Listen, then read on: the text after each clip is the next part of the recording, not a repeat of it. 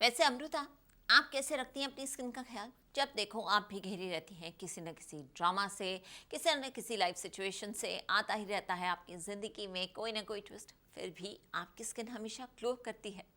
क्योंकि यहाँ अमृता तो रखती हैं अपनी स्किन को हाइड्रेट, तो आपको भी बिल्कुल ऐसा ही करना है। गर्मियों के इन दिनों में आपको पीना है खूब सारा पानी और रखना है अपनी स्किन को ठंडा ठंडा, कूल कूल।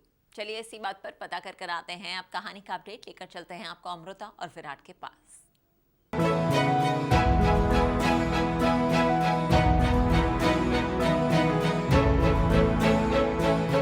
जी टीवी के सीरियल कैसे मुझे तुम मिल गए में बढ़ रही है माँ बेटी के बीच बॉन्डिंग।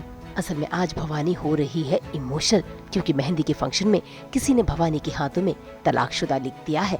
ऐसे में ये देखकर भवानी बहुत दुखी है और अमृता उनकी बेटी अपनी माँ के इस दुख में सहारा बन रही है और कोशिश कर रही है कि मेहंदी के लिखे हुए इन शब्दों को मिटा सके, साथ ही साथ दिल में जो दर्द है उसे हटा सके। लेकिन भवानी और अमृता के बीच की बातें कहीं न कहीं विराट को खींच ही लेती हैं और ऐसे में भवानी अपने दिल की बात अमृता को बता देती है कि वो अपनी बेटी के लिए कैसा लड़का चाहती है।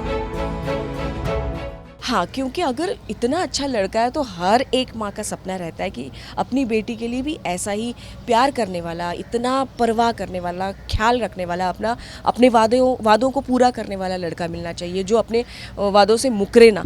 और मुझे वो सब क्वालिटीज़ विराट में दिखने लगी है कि अरे ये कितना अच्छा लड़का है सच में।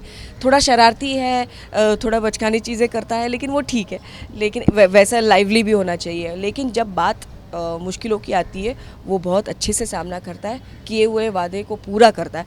तो किसी भी माँ के लिए ये सपना होता है और मेरा तो सपना ही है कि मेरी बेटी की शादी ऐसे ही इंसान से हो। जिस इंसान से मैंने शादी की वो वैसा आदमी मेरे लिए, या वैसा लड़का या वैसा पति मैं अपने बेटी के लिए तो मैं बिल्कुल नहीं सोचूंगी। और ये सारी क्वालिटीज़ मैं विराट में देख रही हूँ और मैंने उसको बोल दिया कि मैं तेरे लिए भी ऐसा ही, विराट जैसा ही लड़का ढूंढ रही हूँ।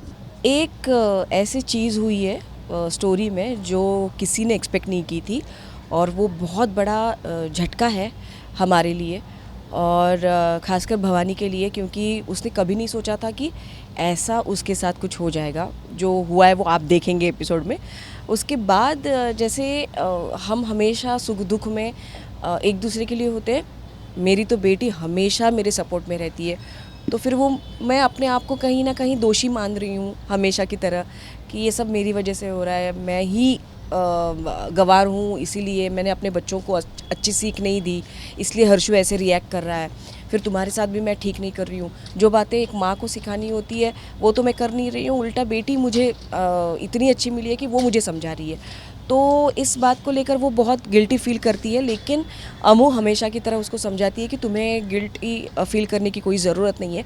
जो भी तुम्हारे साथ हुआ वो तुम्हारी गलती नहीं थी, बाबा ने साथ नहीं दिया और बाबा की वजह से तुम्हें ये सब झेलना पड़ रहा है। तो कौन अच्छा हुआ, तुम या वो? कौन गलत है? वो ज़्यादा गलत है।